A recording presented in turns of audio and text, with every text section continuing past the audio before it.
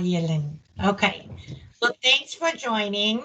Like Amy said, my name is Linda. I was part of the college for over 15 years and I left in 2019. Um, but am back again working with the Center for International Education. So you'll see in the next couple of weeks emails coming from me as I've recently just joined the team. But I'm happy to be here and starting off with sharing with you some of my knowledge about resources that are available to you as an international student. Some of these resources that I will talk about today are going to be things that are available to you as a student on campus. And then there are resources that I will share that are not actually part of the college, but that you might have access to if it meets some of your needs. But before we get started, it would be nice for me to kind of hear from you two what you were hoping to learn today, or if there is anything specific you wanted to know. And hopefully, either I have planned to cover that, or we definitely will have some time at the end of my presentation to talk more about it. But it'll be nice to hear up front what were some of the things that you were hoping to learn today. Um, so, I mean, I didn't have specific things in mind. Maybe what you said about resources outside of the college. I mean, I have been in Madison College for maybe 3 years or something, so I know a few stuff there in terms of resources. But maybe there's always something new. So it's kind of more just see what kind of get updates, I guess, on stuff or whatever. But yeah. Okay, absolutely. Yes, a lot of the information that I will present today may be not new to you, that maybe you've already been using or you already know about. But it might be a good reminder. Hey, don't forget, we have these things, especially since there have been a lot of changes with COVID-19 and with everyone being virtual. Sometimes, people wonder, like, are these services still even available? So it'd be nice to just be a good reminder. Pamela, was there anything specific that you wanted to learn today or wanted to know more about?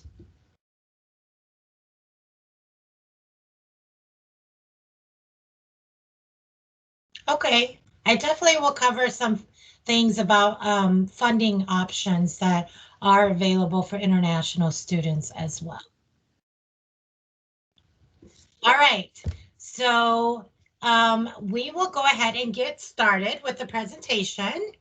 I'm going to start off with talking about some of the academics and student support services that are available at the college for you. And of course, like I said, some of this might be reminders to you, and some of this you already know. So I just wanted to make sure that we cover that first, but eventually we'll get to some of the financial stuff as well.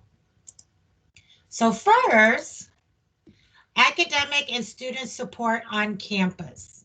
Um, Obviously, there's the International Student Services. So that is where you have kind of started your journey at the college with. They are still there. And if you didn't know, they do have virtual support Monday through Friday from 11 to 12, and then again from 1 to 2. If that time doesn't work for you, you can always set up an appointment by emailing the main email address that I listed there, the ISS for International Student Services at madisoncollege.edu.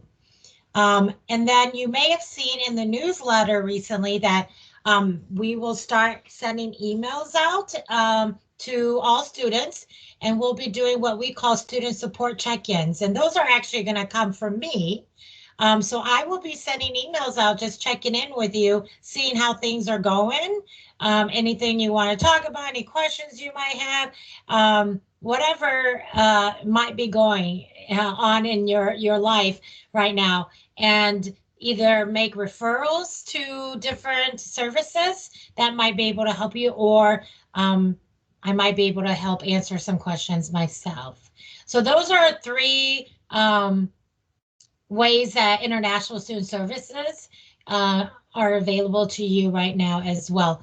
But as you can see in the past, the same things if you have questions about your health insurance or traveling information, about working, if you have issues with getting onto Teradata, the ISS portal, about maintaining your status or academic things related to your class, your enrollment, you can always start with the International Student Services and then they'll kind of guide you from there.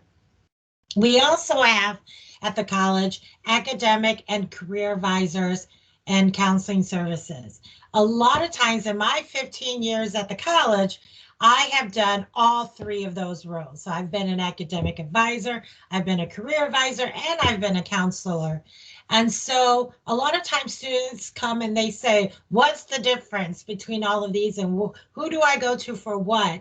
And so I was hoping that maybe I can help clarify some of those roles so that you could think about like what needs you might have and which place you should go.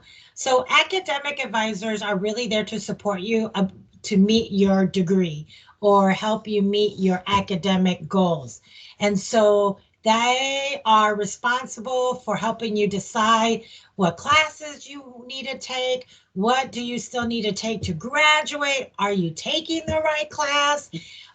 Maybe you don't want to take a specific science class, but you want to know, does this science class meet the same requirement? Those are the kinds of questions that an academic advisor can help with. A career advisor can help with things like, I joined biotechnology program, but I'm not sure I really like this job, or I don't think I'm going to really like this career. Or maybe I have questions about the career program that I chose.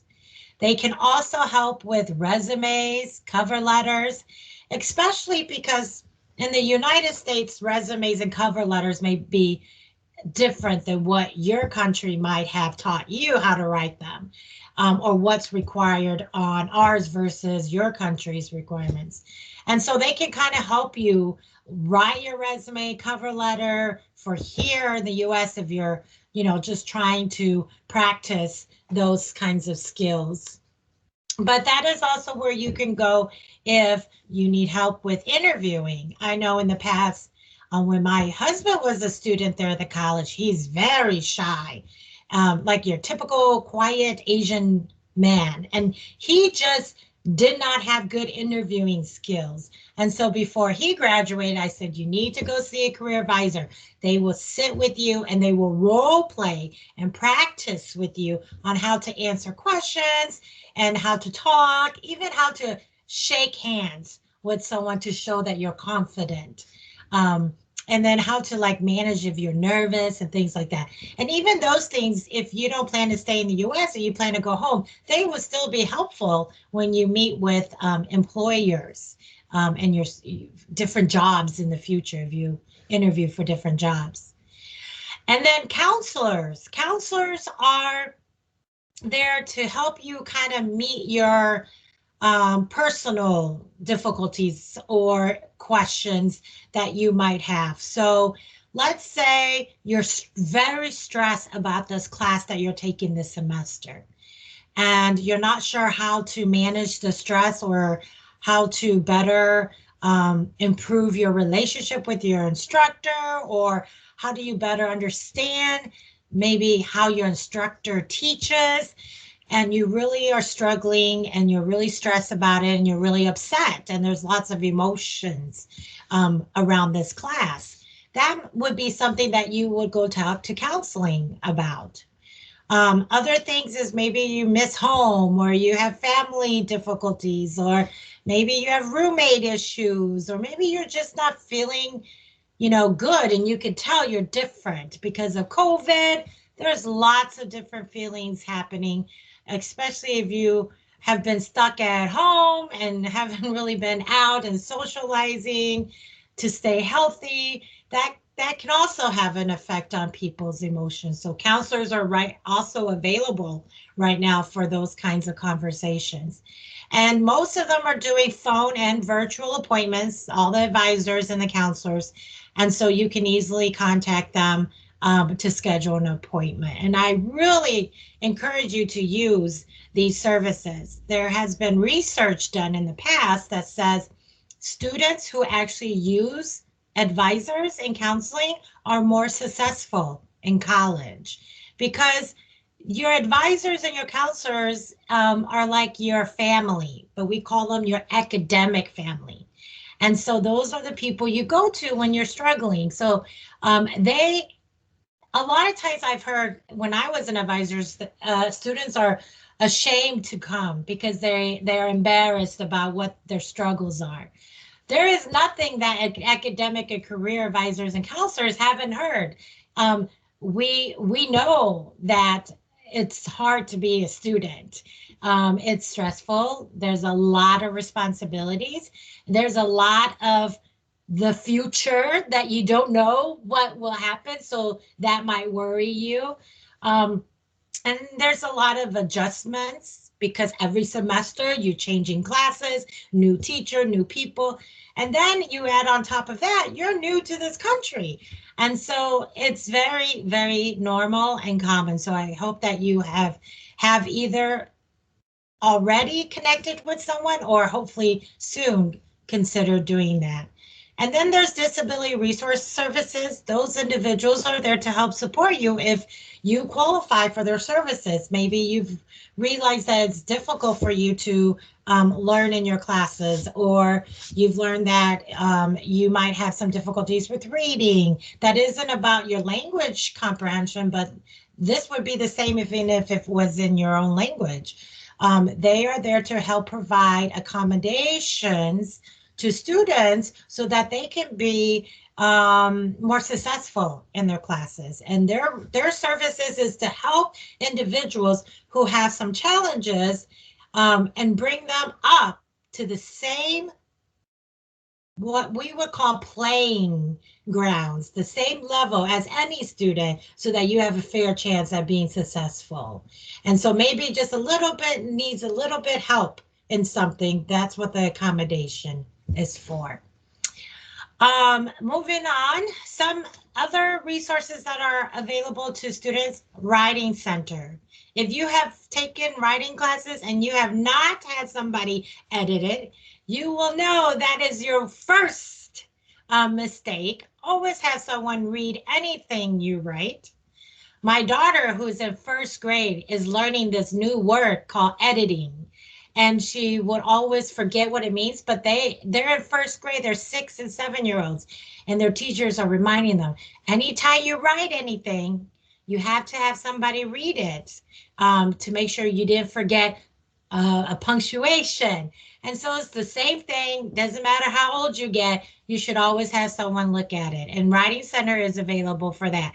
But the Writing Center can also help with, like, if you have a paper you need to write and you don't know what to write about, they can help you come up with some ideas. They can help brainstorm with you so that you don't have to waste time trying to like research and figure it out yourself. Get someone to kind of help be an advisor for you in that. They can also even help you write, you know, if you write things for like scholarships, we're going to talk about that later, should always have someone read your scholarship letters. They can help with those as well. Then there are other things like the Student Achievement Center and the library. They provide very similar things. Wolfpack Techies is a student-run organization, and they help students with technology issues. So let's say your laptop is, something happened and your computer just crashes and you lost all your files you saved. You can bring your computer to Wolfpack Techies and they will try to evaluate and fix it for you. And that's a free service for students. They have a very small office over by the Student Achievement Center. Student Achievement Center, that's where you can get tutors for almost any subject you're taking. It could be a language class, it could be a science class, a humanities class, any kind of class that you might be taking and you need a little bit of help. That's what the Student Achievement Center is for. You should definitely be using that time.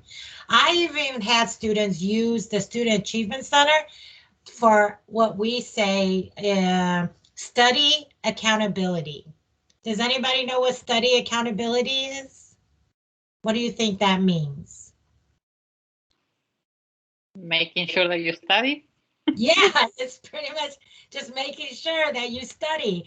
And so students will make a relationship with the tutor in the Student Achievement Center and say, okay, I'm going to commit that I'm going to come to the center this many hours a week and make sure I do my work. And that person helps keeps you accountable to that. So that kind of helps too. If you just need that extra person to kind of keep you accountable for your time. Now, if you have technology like computer issues or Blackboard issues, the library can also help with those things, especially if Wolfpack Techie is closed and the library is still open, because the library has later hours and they're also available on the weekends. You can also reach out to library staff and they can help with some of, especially with some of that Blackboard issues you might have. Now, if you were not familiar, did y'all know that you can rent computers and internet and there's even like if you take like a photography class, you don't have a camera, you can also rent photography, you can rent projectors, speakers. I mean, there are so many different technical items that you can rent from our technology services. So make sure you take advantage of that. I want to show you a lot of these services that I talk about is right on Madison College's website. So if you see here, and if you go under current students, you will see here support services. And here on support services is all of these different support resources that I talked about. So academic support, that's the Student Achievement Center, advising, career advisors, counseling, disability. It's all here for you to easily go in and take a look at. If we go back, I just want to go back here for a second.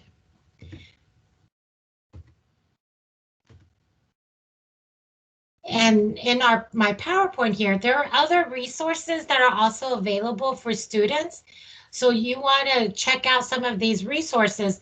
You know, if you don't know that there's a student health office, even though you may have health insurance, some of you may have co-pays or office visits that you have to still pay for. And so if you go into the student health office, let's say you just kind of have a cold or maybe a earache or something, they can help see you, and they are real doctors and clinics and nurses, and you don't have to pay anything. No copay, no, you know, so it saves you some money. But there's also the dental clinic, because I know that that is difficult for a lot of international students. So if you haven't made an appointment, you can, they also have the dental clinic if you want to just go in and get a cleaning of your teeth. I think it's like $30 or something, which is really, really cheap for students. But there's all these other different resources here. And so what I was showing you was in this support services, this is where you can go and just get really easy access to all of the information. If you didn't know, there's also a legal clinic. Did you guys know that there was a legal clinic? That's new, newer in the last couple years. So this is kind of neat as well. But technology support, that's where I said you can go and check out all of the things that you can rent from the college. But also under this page, you can see there are on-site resources here. So this is where you can also see there's other things that, like you can rent lockers if you didn't know. There's a reflection room. Did y'all know about the reflection room? The reflection room is a private room that you can rent. It's almost like a massage room. It's a meditation room. So you can go and, if you need a quiet space, um, either to meditate or just relax, or I've had students who say they meditate, but they go take a quick nap before classes. And so they feel safer in the room instead of sleeping like, on the benches in the hallway. That's another way for you to, another resource for you, the salon. But auto, if you have a car, if you got a car since you've been here, and fixing cars can be really expensive. But here at the college, our auto program, the students work with the instructors and they fix cars. And all you have to pay for is the part. So if you didn't know, the automotive industry for fixing cars, the labor is what costs the most. So maybe it's like $700 to fix my brakes on my car, but my brakes only cost like $150. But then it's like $500, $600 just for the labor. And so you will save so much with the labor. So if you end up having car problems, use our auto cars, our auto department, and you can buy the parts right there at the auto parts store. So there's just some kind of cool on-site resources as well. And COVID time, staying home by yourself. If you're feeling a little bit lonely and you want like a pet to keep you company, like a little cat or a little dog, we do have our veterinarian clinic, and they do pet adoption. So you can adopt a pet to help keep you company, especially now with COVID. All right, so I'm going to X out of this one. Moving forward then. Funding. So I know that is something that Pamela really wanted to know about. If you were not aware of this, you still have time to apply for these scholarships. There are 2 Madison College scholarships that are available for international students. There's the Devi Bhagavad International Scholarship. They award 1 scholarship every spring semester for $500. Then there's the International Student Foundation Scholarship. This one is awarded to a few more individuals. It can be 3 to 4 winners, and you can earn up to you could be awarded anywhere up to $600. And that is usually awarded once a year during the spring semester as well. If you haven't applied before, the deadline is still around the corner. You still have time to apply for spring semester. The deadline for both of these scholarships is March 31st. So if you haven't already, I would highly encourage you to submit for those as well. Some other scholarships that are available and financial resources. There's the International Financial Aid and College Scholarship Search. You can find the information to these 3 here, the Institute of International Education, and then the National Association of Foreign Student Advisors scholarship. These 3 links are available on our website under scholarships. So if we go and take a look at our website, and you go to paying for college, and then there's a link here for scholarships, and you go to internationals, that's where you'll find the information about the 2 scholarships that I just talked about. And then here you'll find the links to these other search engines. And what I like about this is that they provide database, or like a whole system and list of different scholarships that are available to any international students in the country. And so you can search and you'll get a whole long list of different scholarships and what the requirements are. So if you are interested, click on these links and it'll take you there to find more information about scholarships. I will say that if you have not applied for scholarships, you should definitely do that. It does take a little bit of work to do it, but there are hundreds and hundreds and thousands of scholarships every year that are not given to students because students are not taking the time to apply for them. And you can apply for as many scholarships as you want. And so there is not a limit to the scholarship award that you are allowed to bring to help you pay for school. So why not spend some time, a weekend, and write yourself a scholarship essay and do some research, find some scholarships that you would qualify for, and fill them out and get as much of this free money as you can. Now, you should never be asked to pay to apply for a scholarship.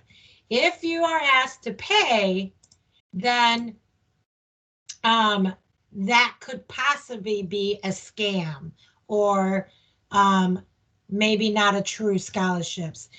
People who are giving out real scholarships would do it without requiring anyone to pay. That's why people apply for scholarships, because they don't have the money. And so why would you make them pay to apply for a scholarship? So be careful about those. There are a lot out there, especially if you use like google.com and you go and type, scholarship for international student, you might get a whole list of things.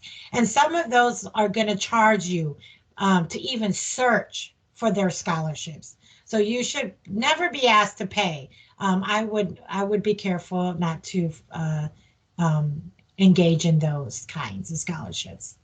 Then there are private student loans, but private loans should be your absolute last option. And many private loans are going to require you to have a co-signer. So somebody who will take the responsibility with you on taking the loans. Now, these banks that I listed here on the presentation are the most popular banks that offer loans to international students and who have had some positive reviews from students in the past who have had good experiences with these banks. Now, Sallie Mae is listed at the bottom. Sallie Mae is quite a popular one, but they will require a cosigner, but they are probably the,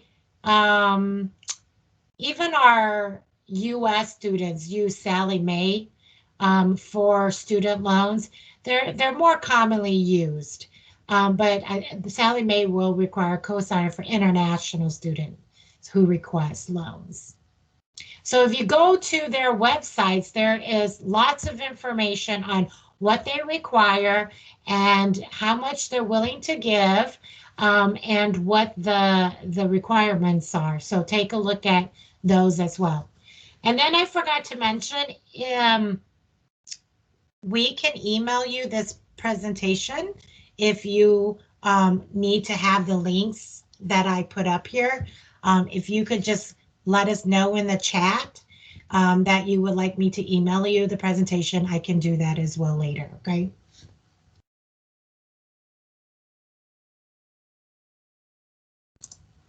There you go. Sorry about that. I didn't realize I didn't have my PowerPoint up. So again, these are the top banks: Citibank, Wells Fargo, Chase, SunTrust, Sallie Mae. These two are more nationally recognized.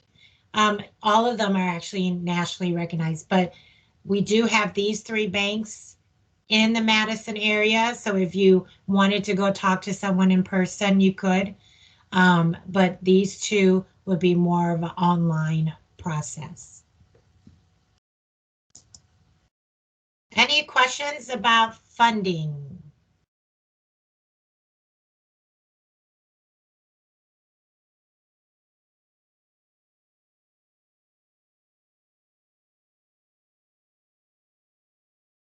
Any others? If you think of something, we'll still have some time at the end of the presentation to talk further, if you think of something. All right, moving on. So English language classes at Madison College. Have either of you taken any of the English language classes at the college? I took some at the beginning. At the beginning? Yeah. And what was your experience with taking those classes?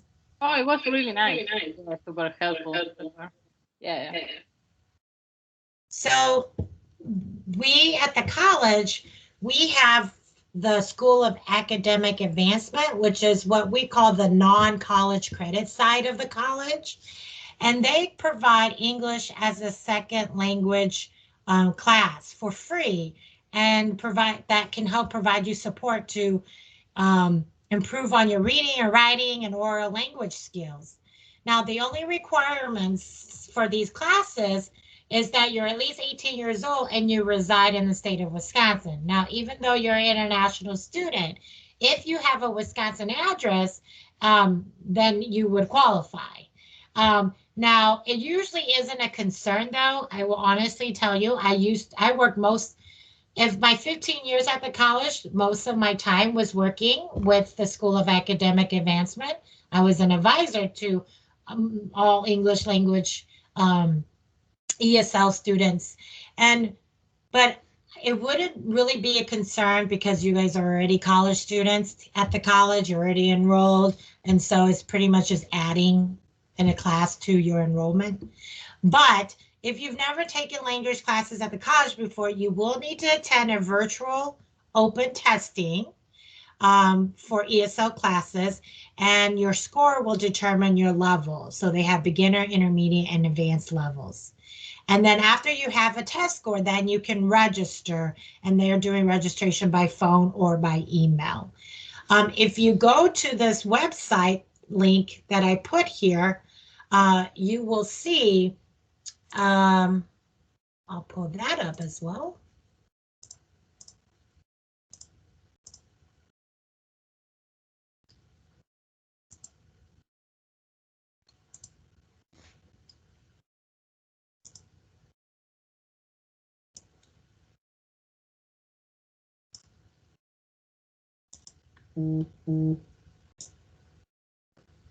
There we go. You can also check out like what their class schedule is if you wanted to see if it could fit in your schedule. This would be, you could go into academic programs and you'll find English language learners. And at the bottom, if you click there, it'll list all their classes that they're being offered. Now, let's say that the schedules don't work for you at the college. There is also other off-campus English language classes that are available out in the community and in Madison. And so there's this little nice quick reference sheet here that lists ESL classes in the surrounding Madison area. And it might be hard for you to see, but if you need, if you want to see and get a copy of this handout, this list, that link on the PowerPoint will take you right to this handout. But there's, maybe they're close to you, maybe they have classes that are available on the weekend that might be more convenient for your schedule right now. You can also check, some of them are doing lots of their classes online, and so you can join in on some of those as well. I always encourage students to take advantage of some of these because it doesn't hurt to continue to practice. A lot of these, especially these off-campus and the Madison College ones, they do a lot of conversational groups, and so that might just provide you with some more opportunities to engage in the English language, especially because with COVID, we're all just kind of stuck home alone talking to ourselves, really. Okay, and then I wanted to share, we'll move on to employment opportunities. Most of you know that, working with having an F1 visa, your primary purpose is to study, right? That's the purpose of the visa. So employment for international students is very limited, but there are some opportunities for you to work. And I should say, working without appropriate authorization is illegal and could be considered a violation of your visa, right? So I would not encourage you to go and look for those kinds of jobs, but there are opportunities that would fall along with the F1 rules, and those as working on campus. So we have different job opportunities for students. There is things called work study and there's student help. Work study would be positions that you would, as international students, would not qualify because those positions are paid by federal student aid.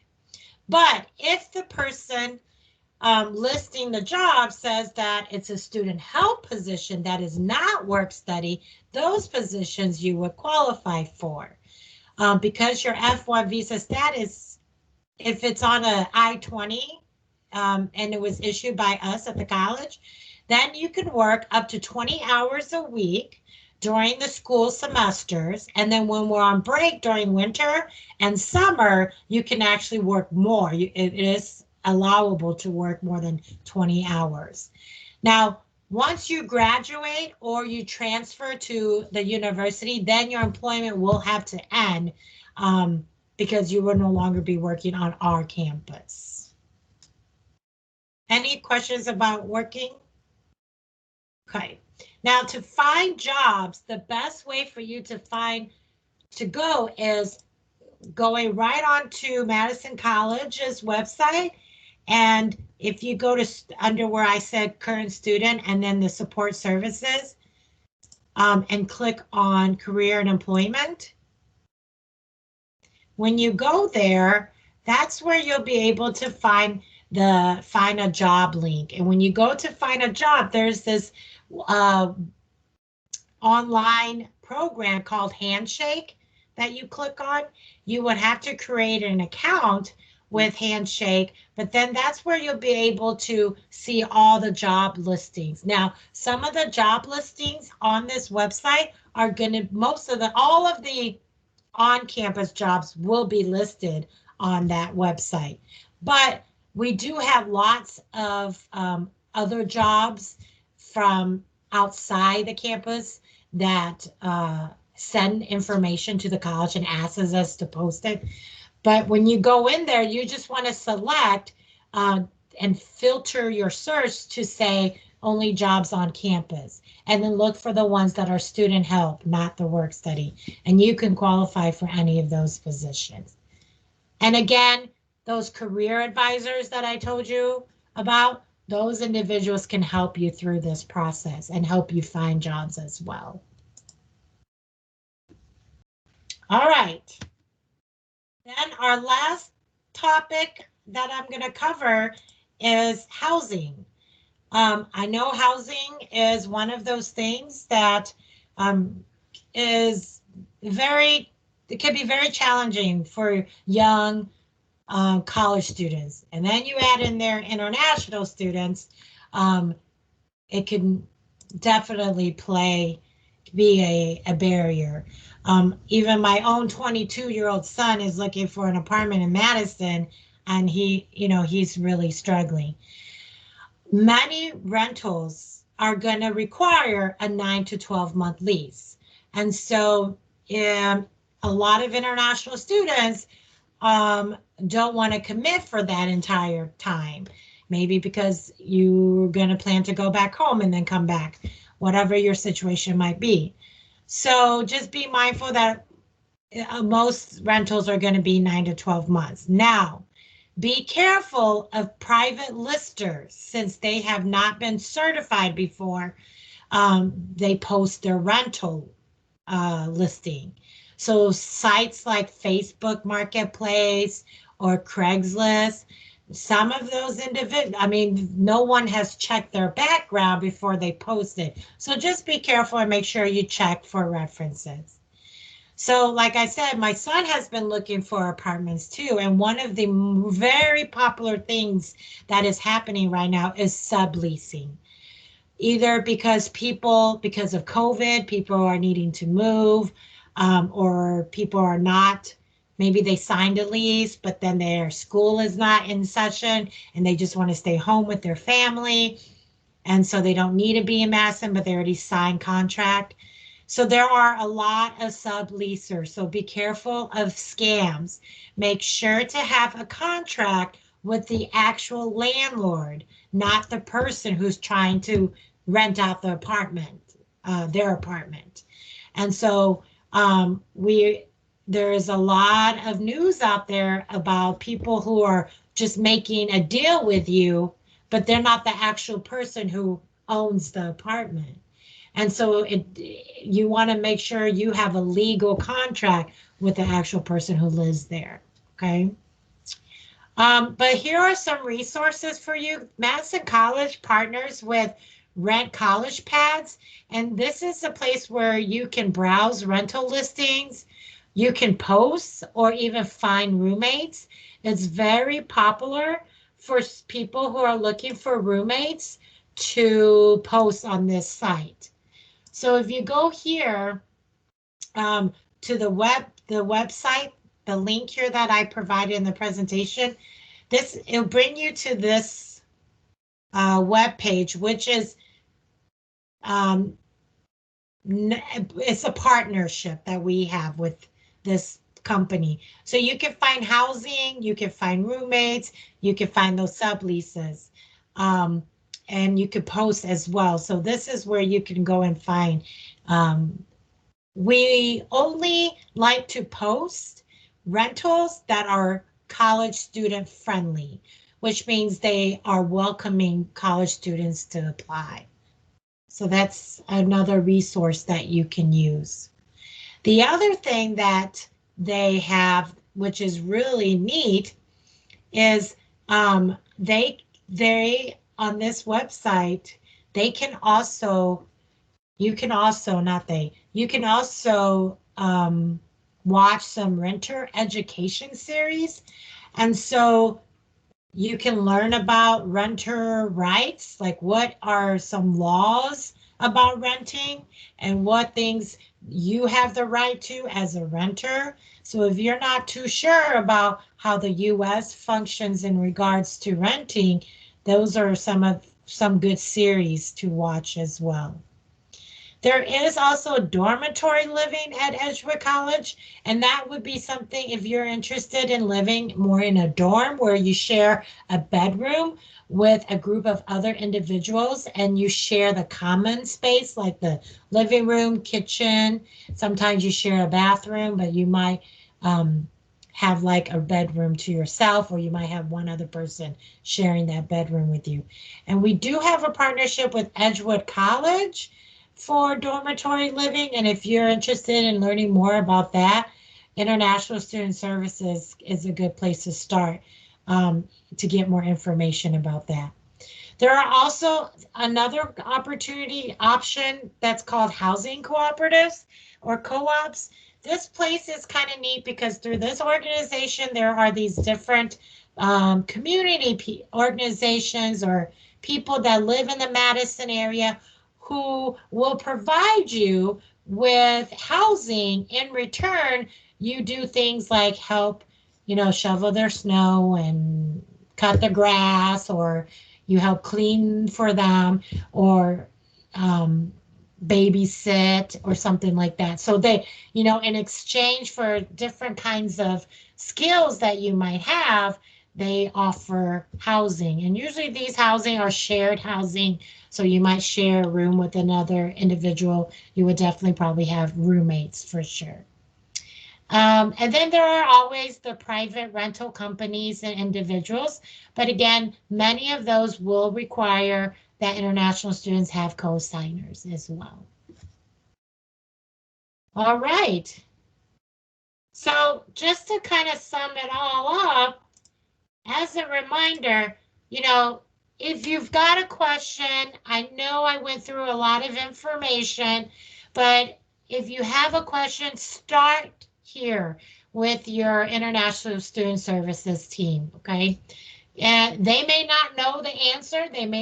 We definitely don't have all the answers, but we can at least help get you where you might need to go to get the answer. Again, there are virtual support happening every day. Otherwise, you can always submit a request for a phone or virtual meeting with an advisor as well. That's all I have to cover. Do you have any specific questions about anything that I shared or talked about that you want me to elaborate on? Or do you have some other additional questions that you might have? Yeah, no, I'm good. I don't have any questions, but thank you for all the information. Was there anything new that you learned today, Ayun? I think about housing, a few stuff. I mean, there were other stuff, but mostly that one at the end. But some stuff that I didn't know, definitely. Good. Pamela, did you have any questions?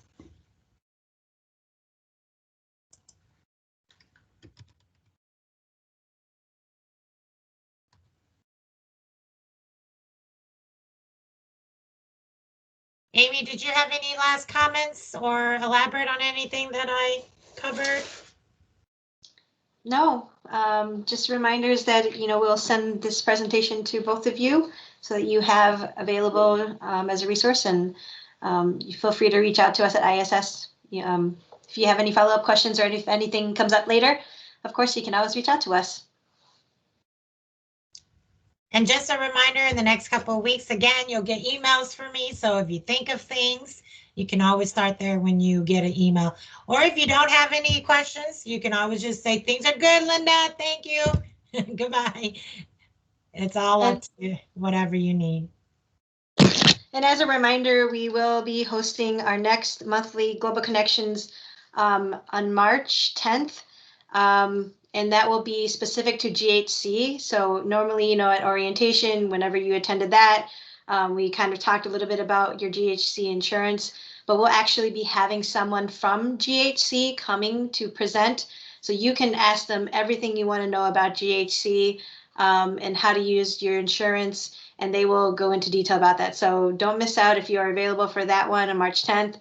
We'll have a GHC representative here to talk about anything you need to know about your insurance plan. So that will be a really great session as well. So we want to just thank both of you for being here today, and let us know if you have any other questions. And thank you, Linda, for being here. Thanks for joining. Take Thank care. You too. Bye-bye.